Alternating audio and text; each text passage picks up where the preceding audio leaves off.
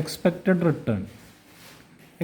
Return എന്ന് പറഞ്ഞിട്ടുണ്ടെങ്കിൽ ഒരു ഇൻവെസ്റ്റർ അയാൾ ഇൻവെസ്റ്റ് ചെയ്യാൻ പോകുന്ന ഇൻവെസ്റ്റ്മെൻറ്റിൽ നിന്ന് എത്ര റിട്ടേൺസ് എക്സ്പെക്റ്റ് ചെയ്യുന്നു, അതെങ്ങനെ കാൽക്കുലേറ്റ് ചെയ്യാം?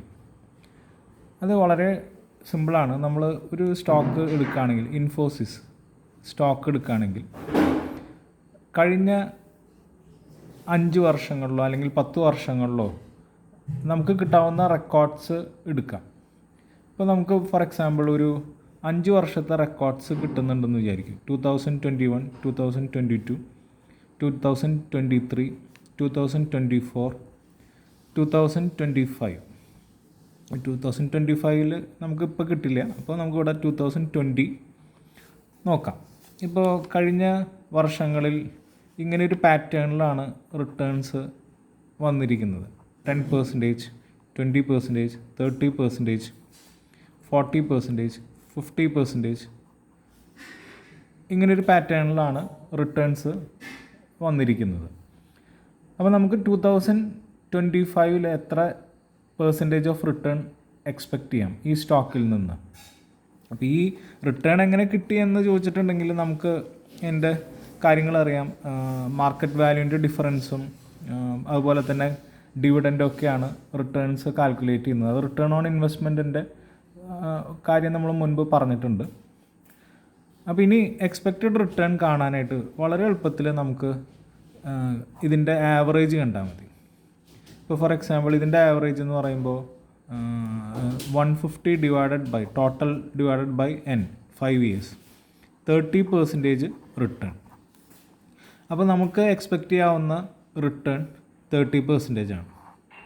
അപ്പോൾ നമ്മളിവിടെ ഈക്വൽ പ്രോബബിലിറ്റിയാണ് ഓരോന്നിനും കൊടുത്തത്. കാരണം ഡിവൈഡഡ് ബൈ 5 ഇടുമ്പോൾ ഓട്ടോമാറ്റിക്കലി അവിടെ പ്രോബബിലിറ്റി വരുന്നത് ഈക്വൽ പ്രോബബിലിറ്റിയാണ്. ഇപ്പോൾ 0.20, 0.20, 0.20, 0.20, അഗെയിൻ 0.20. സപ്പോസ് ചിലപ്പോൾ നമുക്ക് ഇപ്പോൾ 2020 10% റിട്ടേൺ, 2021 ഇതേ പാറ്റേൺ തന്നെ എഴുതി, 2022 30%, 2023 40%, 2024 50%.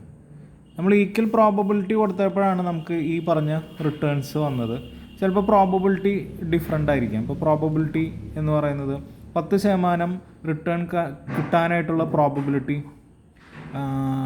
ഫോർ എക്സാമ്പിൾ ഒരു 20% പ്രോബബിലിറ്റി, 20% റിട്ടേൺ കിട്ടാനായിട്ടുള്ള പ്രോബബിലിറ്റി 30%, 30% റിട്ടേൺ കിട്ടാനായിട്ടുള്ള പ്രോബബിലിറ്റി 40%, 40% കിട്ടാനായിട്ടുള്ള പ്രോബബിലിറ്റി 10%, ആൻഡ് 50% കിട്ടാനായിട്ടുള്ള പ്രോബബിലിറ്റി 10%.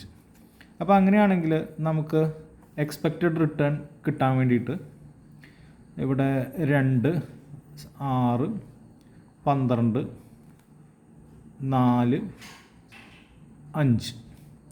അപ്പോൾ എക്സ്പെക്റ്റഡ് റിട്ടേൺ 8, 12, 20, 24, 29%. അപ്പോൾ ഇതാണ് എക്സ്പെക്റ്റഡ് റിട്ടേൺ. അപ്പോൾ വേറെ സെയിം പ്രോബബിലിറ്റി ആണെങ്കിൽ നമുക്ക് വളരെ സിമ്പിളാണ്. Divided by number of years, എത്ര വർഷത്തെ ഇൻഫോർമേഷൻസാണ് നമ്മൾ എടുക്കുന്നത്.